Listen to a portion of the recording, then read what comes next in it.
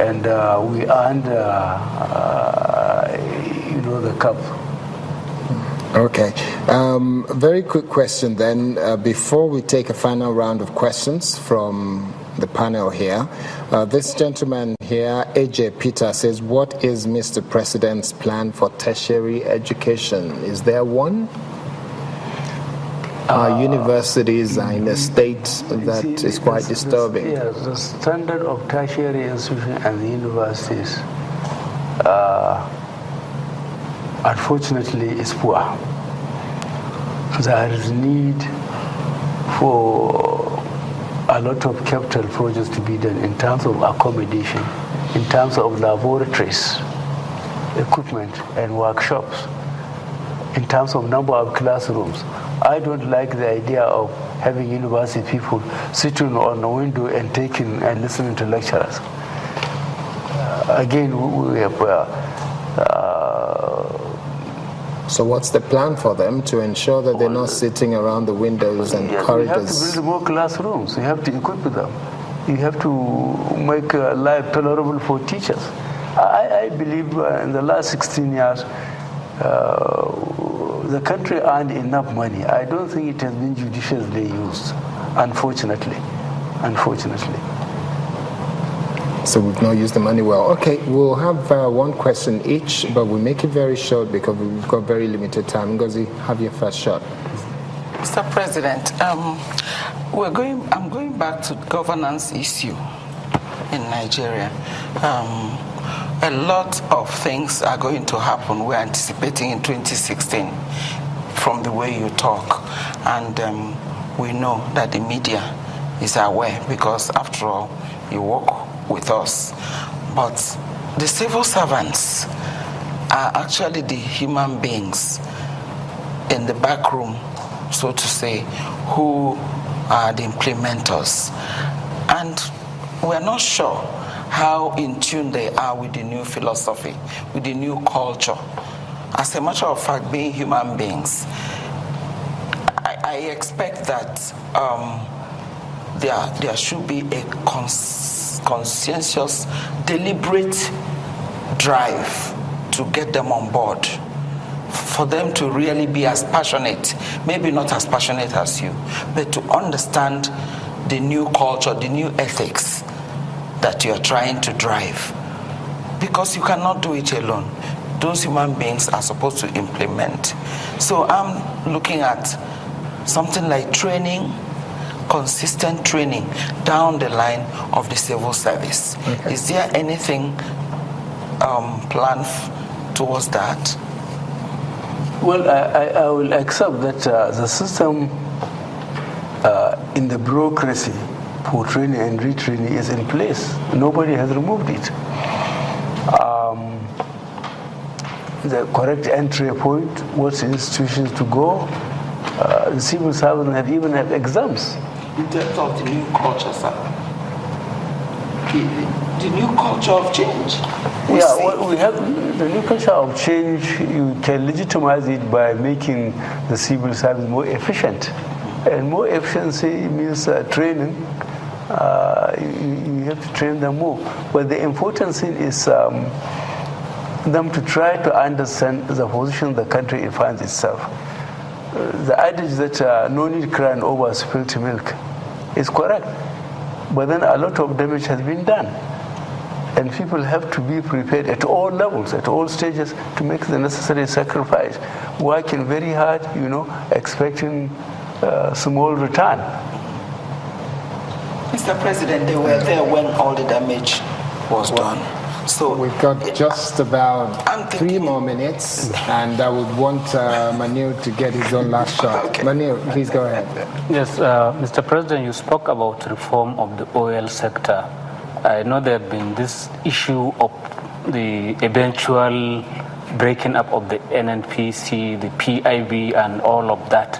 I mean, since it's a priority of your administration, when is that going to begin to happen? When are we going to see the draft bill taken to the National Assembly?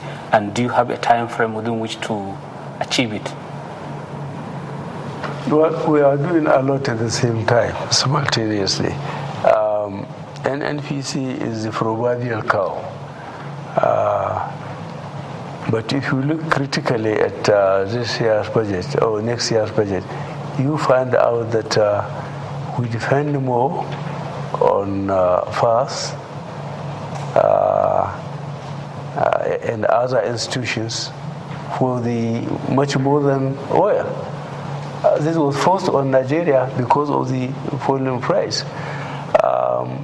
But we believe if we are going to realize what we are exporting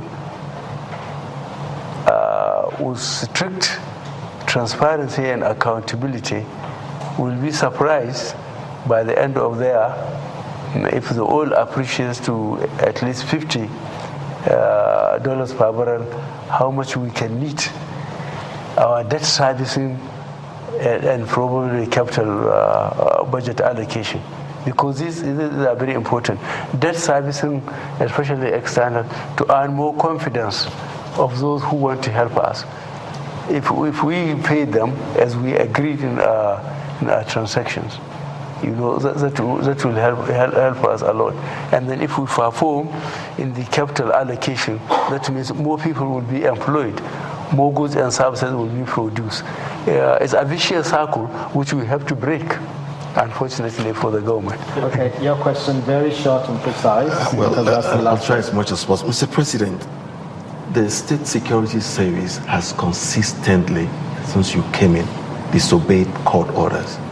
I can mention Kaude Are, I can mention Sambod Asuku, he has about 3 bails and is still being arrested. I can mention Patrick Bole Kemi. I can go on and on, Nnamdi Kanu of Biafra agitation. These people have legitimate bails from the court, and then they're still being held. Are you not worried? And then, secondly, sir, why we can only take one. I'm really sorry. All right, we've got limited time. Yes, Mr. President. Are you a lawyer? I'm a journalist, sir. You must be a pocket lawyer then. Technically, if you see the type of atrocities those people committed, I'm very sorry to say this publicly, against the country. If they jump bail, if say the former president just wrote to the governor central bank and said, give 40 billion naira, 40 billion to so. And then he fails to account it, and you give him bail, or you ask him to go and see his doctor in London. While you have 2 million people in IDPs, half of them, they don't even know their parents. Which kind of country do you want to run? And the one we are calling Kanu, do you know he has 2 passports? One Nigerian, one British, and he came to this country without using any passport. Do you know he brought an equipment into this country, a sophisticated equipment, and was broadcasting for Radio Biafra? Which kind of government do you want to have? But we wrote an editorial against it in Premium Times. What? Premium Times wrote editorial against his radio station and called on the federal government to stop that. So he should be given bail to go away. There's a treasonable felony against him, and I hope the court will listen to the case. Okay, Your Excellency, well, we do have to wrap up from all I can see, but I think we have just about enough time for one quick one, which is on this issue of Biafra. What is your thought on it? Yes, you have your perception of Nnamdi Kanu, but the large number of young people from the southeast that we have seen that are demonstrating and chanting, doesn't it worry Mr. President that this could escalate and become something else? It will worry me. When I have the militants, I have the Boko Haram, and another group is emerging, they want Biafra. They say they are marginalized, but they haven't defined the extent of marginalization. Who is marginalizing them? Where? Do you know?